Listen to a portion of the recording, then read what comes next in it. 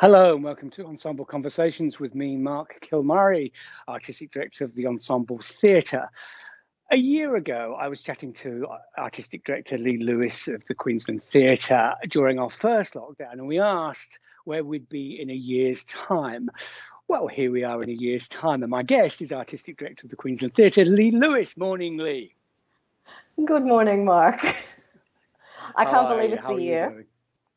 As Crazy, well isn't as it? everybody else is, actually. It is crazy. It's been a crazy year. I'm very happy to be here.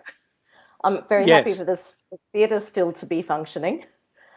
yes, indeed. Some days well, sometimes less well, but I'm still happy to have a job and a building Well, that we that's can right. open from time to time for an audience. So, which I have to say is better than last year when we genuinely didn't know what would be happening. I think that's the difference, isn't it? This is awful and terrible, particularly where we are in Sydney. We are in lockdown and have been for weeks and weeks and weeks, but we know what the outcome will be because we've been here before. Yeah, it's true. Like last year, it was existential crisis. Will theatre continue to exist? Do we need it? Does it matter to us? Now that, I've always known we need it because I work in theatre, but it's been really beautiful in the slow return to the theatre, having audiences say, we need this. It has to exist for us to have a sense of community and a sense of forward thinking and imagination. So we know that it will continue to exist. We know we need it and we will have it. How we do it is a question on a day-to-day basis as we battle outbreaks. Yes, that's one of my questions. How do we battle outbreaks? Plus, also, you're in our future, so you have a open theatre now with audiences arriving. Well, yes, indeed. What was it like, though, having those first numbers come through the doors again after all that time? Oh, I just burst into tears, really. I actually did. It was that thing of seeing people looking towards a stage, waiting for it to fill their night, for the performance to fill their night with something that was alive. Them realizing the physical importance of live performance, feeling it in the air as the lights started to go down. People were just cheering as the lights went down because they were there Fantastic. finally. And then as a theatre loving community, like everywhere, we've been opened and shut and 50% and masks and backwards and forwards. So we've got a beautiful core audience of people who every time something gets shut down, they're fine. They switch their tickets. They're like, no, we don't want a refund. We want to see the show. So, and they're with us every time we reopen. Uh, the casts have managed all sorts of ups and downs, losing various people, other people filling in because someone had to quarantine for 2 weeks because they were at an exposure site. So we figured out all sorts of ways of coping, of continuing, but the love for it is the thing that has driven everybody. That's been wonderful. And I look back to the conversations we were having 2 years ago. And it feels like the actual clarity around why theatre matters so much to us is a lot stronger. I'm a lot clearer about that. I felt, Yes, and I can see that looking back 2 years ago. But I am happy we're yes, not in the existential fear of last year. It's just mm, administrative fear. yes, It's, yes, I don't know about you, but it's sort of a different form of exhausting. There's less panic and more grind at the moment. yes, And look, yes. we're really lucky at the moment. We are at 100% in the theatres with masks on, and we're just taking it day by day. We're really conscious of the outbreaks down south and what's been happening, obviously down with you in Sydney, but also down in Victoria, sending our love to friends down there. And we feel really lucky, but we're also and grateful, but also nervous. So it's Yes. very much a day-to-day planning exercise. So I have a brief window of calm in my day between opening up, checking the news to make sure nothing horrific has happened, and the 10 Mhm. a.m. briefings where the premier will tell us whether we're open tonight or not. And Yeah. we're really trying to deal with it on a day-to-day basis, knowing that we could have a lockdown called by 4 p.m. if there are cases found. Mm. And I think they're very Yeah. nervous about the border. I don't know how that's going to play out in the longer term, but for the moment, Brisbane Festival is happening. And there are people very happily going to see a whole range of shows, including Boy Swallows Universe. And yes, now congratulations on Boy Swallows Universe. Fantastic reviews. I've heard wonderful, wonderful things about the play. And I was just talking to Loretta Busby, our executive director today, and we said, oh, we'd like to go and see it. And then we thought, hold on a minute, that may not happen for a while. It might not happen. It might not happen. But look, in a different time, Mark, I'd be able to say to you, well, don't worry, because this play will be coming too. You know, the way things move so quickly, especially when you've got a really great work. Producers come on board, commercial producers come on board, the sales happen very quickly. And we'd be able to tell you when you can see it if you can't come to Brisbane. But in this new time, producers don't know what the rest of the country will be doing next year. So there's a caution about committing to big works next year. So we'll see. But it is beautiful. And I think anyone who loves the book will love the chance to see this world come to life in this production. So I think it will find its way around the country, but the timetable of it is very COVID determined. Yes, indeed. And in the pre-planning with funding, with all of the things you have to do to get a tour on the road is one of those existential nightmares. Look, Bill Shakespeare is up with us at the moment. They went up, I think parts of their national tour have been cancelled, and then they ended up at Howard Springs for 2 weeks, and then they've come into Queensland, and bits and pieces of the tour can happen. So I think I'm looking forward to seeing them, but my heart goes out to them with like all the touring details. You know, I mean, for a tour which would normally have like 35 venues around the country or something like that, everything worked out, all the plane trips, you do that, and then you just got to throw it out because it all changes. Yeah, so, as it changes. But it's just, crazy. How do you now? You said that you are 100%, which is amazing to have a theatre at 100%. Briefly, this year we were back to 100%, and it was just wonderful to see all those people, and a little bit nerve-wracking too. Suddenly, go, oh wow, there's all these people in the building, which it was fantastic, as you say, to see people love the magic, and to be back in the theatre with people seem so overjoyed to be there. But how do you, with the masks, the compulsory masks? How do you monitor that? I found the audiences were pretty good, but you have to also be vigilant.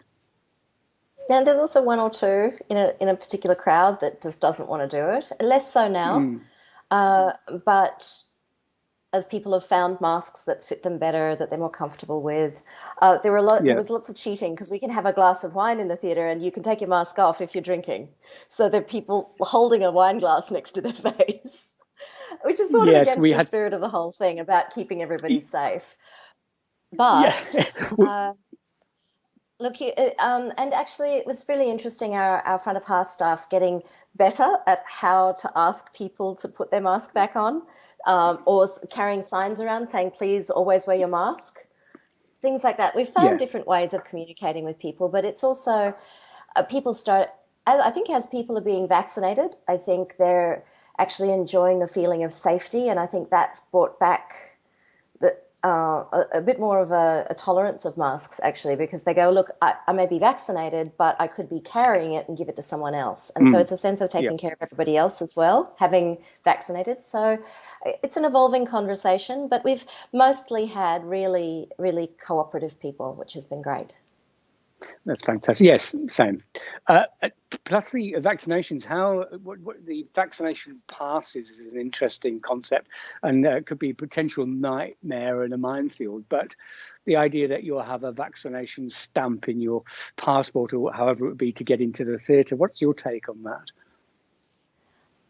I read David Walsh's article about making masks, making vaccination mandatory with his staff down at Mona in Tasmania. And I thought he articulated a really good argument about the duty of care we have to everybody to not make something unsafe, and the responsibility that you take in running a public venue to make it safe for everybody coming in. And for us, that includes our artists, obviously, but also our audience. And then again, within the company, a safe working environment for them. And we need to work to make it as safe as possible. I understand that there are some people who have not able to be vaccinated for health reasons, and I think we need a way for those people to signal clearly that they have those particular reasons, and to accept that and figure out how to work that in. But look, we will be led by government in this space as a government company. So, but I am interested in the responsibility of creating a safe public space, but also creatively speaking. Can we really enjoy theatre when you're afraid? Either making it or seeing it. Yes, and that's right. That's the crucial question. I think that's right. And if you feel safe and in a safe environment, then you can relax and enjoy yourself. Absolutely. Lee, my son's 13, and I was talking to him the other day about my job, and he said, "What does an artistic director do?" And I thought that was a very good question. One that was sort of more difficult to answer than I thought. So I'll put it to you, Lee. What, in your opinion, does an artistic director do? You know what? I'm trying to write my forward to the 2022 brochure at the moment, and I'm thinking, what do I do? Here's actually my job, my big job, because my day-to-day job inside a company is actually to be the voice of an artist inside the company, and to think in ways that are not necessarily corporate ways or ways we've done things before. But in the scheme of the community, I think it's my job to have a voice about imagining the future. I think what my practical job is for the period of time that I'm at the head of the company, I get to choose the stories that we will see. And those are the stories that I think will answer our needs and shape our future. So I suppose I'm a story philosopher, in that I'm hoping to have an impact on the community I live in with the stories that we tell. And that choice is incredibly important. I mean, Mark, there are so few artistic directors in this country, and a handful of people decide the stories that we tell.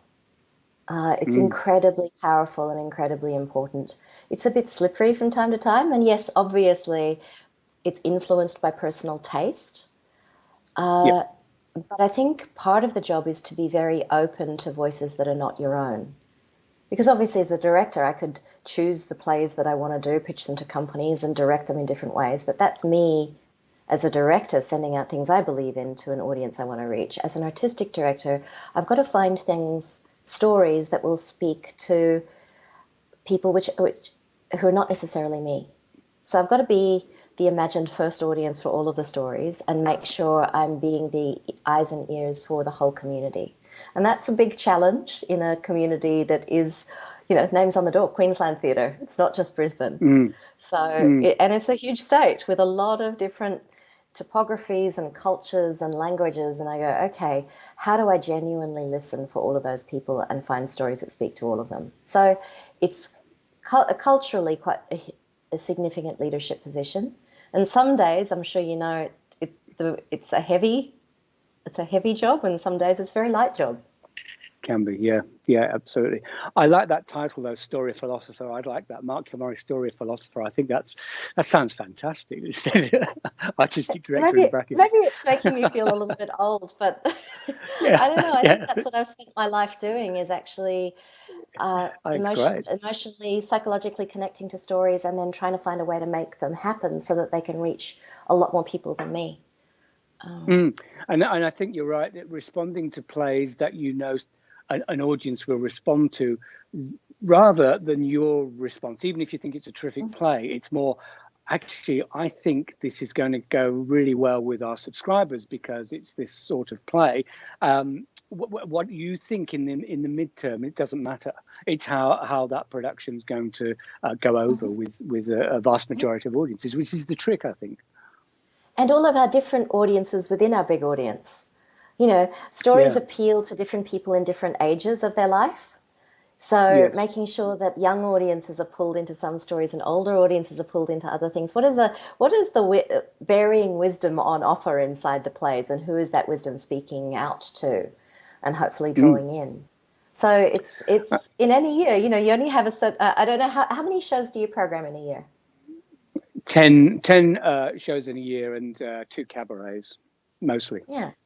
Well, we do Yeah. sort of eight or nine in Brisbane, and then we've got some stories that go out regionally, and we're also trying to start sharing more stories up in Cairns, or making more stories up in Cairns that come down south, so that we get a sense Yeah. of the north and south in Queensland. So Right. we're probably a little bit fewer in number than you on our Brisbane stage, but Mm. it's not many. You'd think it's a lot, but when you start, Yeah. most of my year is about saying no. It's horrible. Most of my year is about saying no to artists. No, not this play. No, not this Yep. time. No, I don't think it's the right fit. I only get, Yeah. have like 10 yeses in any given year. And And yes. that's for world theatre. It's for Australian theatre. It's for old plays and new plays. And you start to go, really, it's a Yeah. desperately small number of stories that I get to choose. And also working with different artists, I was thinking, oh, great, I'd like to work with them again soon, and then realize that's probably 3 years' time. Oh, definitely. And look, that's been the interesting impact over the last year, is how day to day the thinking has been, and remembering to think further into the future has been quite hard. I don't know about you, but we Mm. had a Q&A for Prima Facie, which managed to go up this year. And the Griffin production toured up here. Yep. And we had a Q&A, and a woman in the back row said, "This is an amazing show. Have you thought about taking it to law schools? Because it would be really important for young male student lawyers to actually see this, so it's a formative experience." And I stopped actually hearing what she was saying, because I thought, oh, we've stopped thinking in that way entirely. What could we do with this play? Where could it go? Mm. Because Mm. it's really, the biggest effort has been about getting a show on a stage on a given night.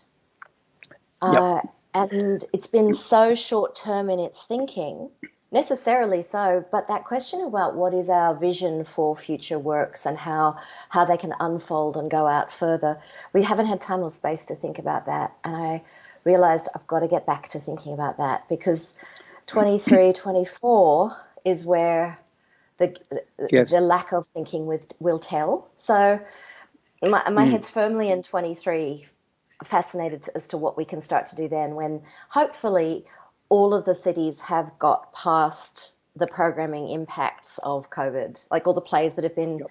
delayed and postponed and moved around have made their way to the stage, and we can start genuinely talking about new stories, as opposed to the stories we have responsibility to from our Yes. past commitment to artists and audience. So Yes. And I was saying last week, it's like the future's been stretched. There's those projects that you might have in your mind, and you thought, oh, I might be doing that next year. Now that's 2.5, maybe 3 years away, because you're still catching up with the plays that people didn't get to see. So it's it's quite tricky. Are there any positives, Lee? interestingly. Oh, yeah, there are so many positives, actually. Look, the first one is what I was talking about, of like people realizing how much they need and want theatre. They really miss it. Yeah. Funnily enough, being Yeah. shut down and, stranded with Netflix for, the odd 6 months across different things. People are going, oh, there's Yeah. nothing on Netflix. And really, when it all comes down to it, it's beautiful people running around saying American things, really. Apart from the odd thing made Yeah. here, which is always a little weird. So there's a flatness in that experience, insofar as how it impacts on your life. And they've come out to see shows, all sorts of different shows. And just the act of going out, planning to go out for a night in your week and saying to friends, I'll meet you there. And then the conversations that they've had, just people just standing in a foyer and having a drink going, isn't this wonderful? Whereas we all used to take it for granted. And that thing of not taking it for granted anymore, I think, has been a real wake up. I think there's been an extraordinary resurgence of the idea of compassion for people. Like, whatever's happening with you, at the moment, there's always going to be someone who's struggling under the weight of a lot more. And I really feel like, from the Queensland point of view, yes, things are going okay at the moment up here, but theatre friends are struggling so badly. The music industry, so badly. Yes. And you kind of, perspective and relativity, and actually hearing from other people. And I think our listening is better. I think we listened to other people's problems more and their particular situations, because whatever's going on with me. I haven't seen my partner in a long, long time, because he's down in Sydney, which is not ideal. Yeah. But you know what? No. We're both healthy, we're both working, Yeah. and we'll get through this. I still love him. Yeah. Yeah. You will get there. That's good. So that's a bit of, that thing of, and that's my version of relativity. I'm sure everybody else has got their own ones, members of family. However tough my days are, my 3 sister-in-laws work in the hospital system. They're nurses. And you go, what they're dealing with in that health space is unbelievable. So, at any family Zoom session, it's always like, how are you is the first thing. I'm okay. How are you? Yeah. And I think that mechanism has been really important, and I don't want to leave that. I also think, fortunately, it'd be a very brave government that would bring up any cuts to Medicare in the next 10 years. So great. We don't have to fight that fight. Yes. That's good. That's right. So I think there are lots of little bits and pieces of wins. Even just this, I was thinking as this conversation was being set up, I remember doing this a year ago, and it was also nerve-wracking, the technology. Yeah. And now I'm like, okay, let me put a jacket on. And they're like, okay, this is where this is going to be. And it was all very low-key. And I was like, we've learned how to do that very quickly, both as an industry, but also our audiences. Like everybody can click on their computer now and see all sorts of things. And, I've loved all of the wanders around the different galleries and museums around the world, because those museums have put all of their exhibitions online. And I go, those things like that, the world has strangely opened up right at the point that it's shut down. So I think there are big wins in that space. Obviously there are awful things, but there are so many little wins, and I just go, that's kind of cool. Sorry, I think you got my whole world stump speech. No, it's brilliant. Thank you. My auto cue just went spinning because you answered all those questions. Well, that's fantastic. And seeing the international theatre for me has been fantastic. You read about the all-female Julius Caesar that the Donmar Warehouse has done, or whoever, and you can't get to see it. And then suddenly there it is online. You can get to see it, and it's not exactly the same. It's not live, but you see it. You see that production. It's wonderful. Yeah. No, I know it's not the same, but I think we all know that now. But I still want to see it, and that's always look, that's always been a thing from Australia. I've never had a lot of money, not enough to jump on a plane and go see a show on the other side of the planet. But if I can see what it kind of looked like, I can read it, and I go, that's as close as I can come. But you know what? The other thing that we know and trust is that that's not going to stop me going to the Donmar when I go there. It's going to make me go. So I think we're learning that in our Australian theatre. Look, I'm trying to still do digital theatre. We did Damien Ryan's Taming the Shrew. We recorded. We're still working out all the contracts that, that's the hard thing here. We're catching up our archaic contracts that allow us to actually both film them and then ways of screening them. But, I mean, you've worked with Australian Theatre Live as well. They do really great work. And they do. And we're having those conversations. Yeah. Yeah. I mean, yes, there's the cost. And look, it's all about the money at the moment. It always is. What money have we got? How do we spend it so that our audiences and our artists have the best work possible? So I've got one next year that I really have to film in the scheme of the future of the country, and I'm like, maybe 2, for the same reasons as the London productions. Just I want people to see them, and I want to spend the money on the good capture so that in the future those plays could be shown around the world. We haven't negotiated those contracts yet, but in the future, I want the guys at the Donmar to be able to see our great Australian performers in Australian plays. Yeah, because they're not getting on the plane and coming to see us. Yeah. No, that's right. No, that's a fantastic reason to do anything for that, I think. Fantastic. Lee, it's fantastic talking to you a year later. Dare we say, should we catch up in a year's time, see where we are? Yeah, absolutely. And not only that, I look at that and I go, because I loved history when I was in high school and university.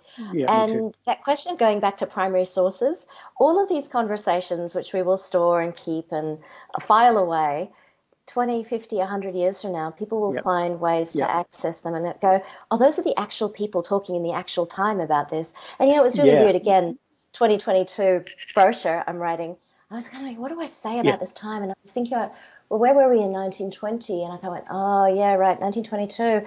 People were just getting past a war, a big one, and a pandemic. And you kind of go, we're sort of coming to the end of the war in Afghanistan and a pandemic. And I go, ironically, strangely similar, the 20s, and I wonder over the course of the 20s, because of course the creative output that started to happen in the 20s, the jazz age, Noel Coward, absolutely.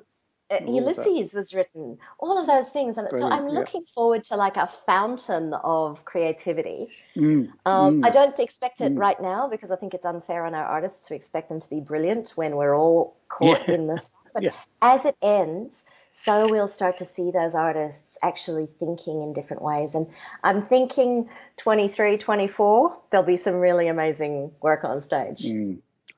Absolutely. I'm looking forward to it. That would be fantastic. Well, we'll catch up in a year and see what's happened. A year from now. Okay. We'll see what's happened. See you there. Thanks, Lee. Thanks. And hopefully maybe before then I'll see you in a foyer. Who knows? Yes. Big hug. Thanks for talking. Great. Again, congratulations on Boyce and all the best with your next production too. We'll see you soon. Thank you. Thank you. That was Lee Lewis, Artistic Director of the Queensland Theatre, and thank you so much for watching Ensemble Conversations. Thank you again for all your emails, your contact, your support, and thank you for donating those tickets and for saying we can't wait till you're open again. It moves us hugely to know that you're there supporting us the way you do. We'll be back with another guest next time. For now, keep safe, get vaccinated, and see you soon.